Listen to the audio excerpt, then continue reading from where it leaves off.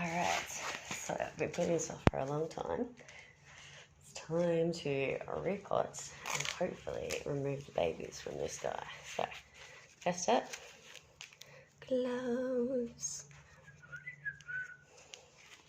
Now, I've had a few people ask me, how do I go about repotting cacti? So I thought I'd make this to show you the way I go about it. It's definitely, I don't know what works for me, but it doesn't mean it's the right way. But hopefully it might give you some ideas anyway. So I try to find a pot that is the same size as the main cacti and pop that over the top. Now, I'm going to do a little bit of that. Oh, it'll be fine.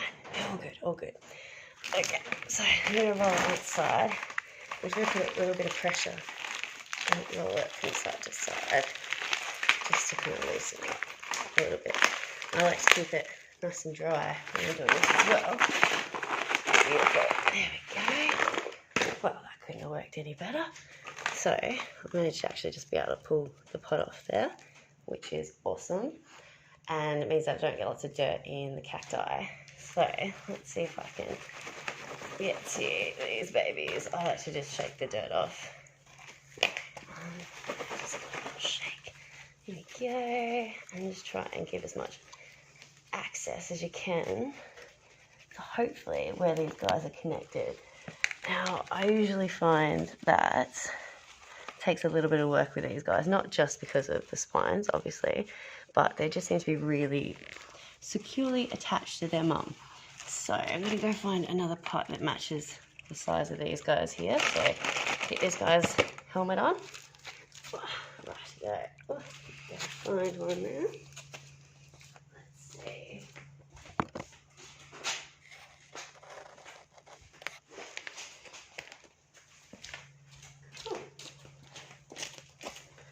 Right, so let's see if I can manipulate these guys. Let's see. Oh, perfect.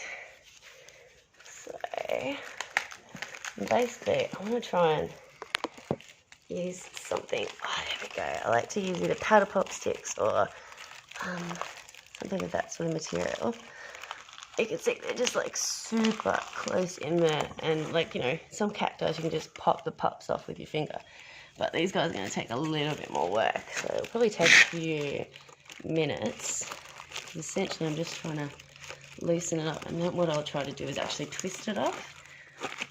I don't know any of the terms yet, but there's a growth point that I'm essentially trying to keep attached and also cause minimal damage at the base. Oh, poof. Okay, so you can see here is the, where the pup's grown from, and it's pressed down on the spines there pretty well. Just grab the pup. That came off actually pretty well. So now it's got a bit of a sap coming off. I don't know, but I would guess that that is likely to be poisonous in some sense, definitely an irritant. So again, gloves are pretty handy.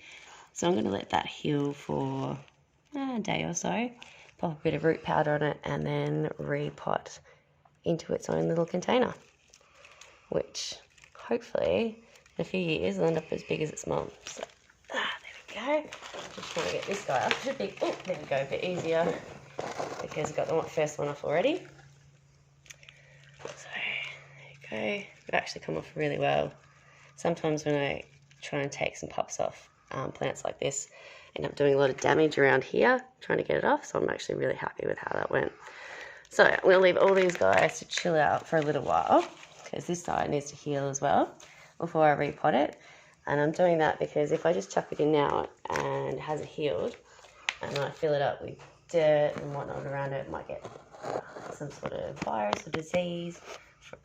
Basically, you know, it's like if you have a cut and you don't want to get dirt in that, do you? So give it a bit of time, repot that, and then pop them back in the garden. All done.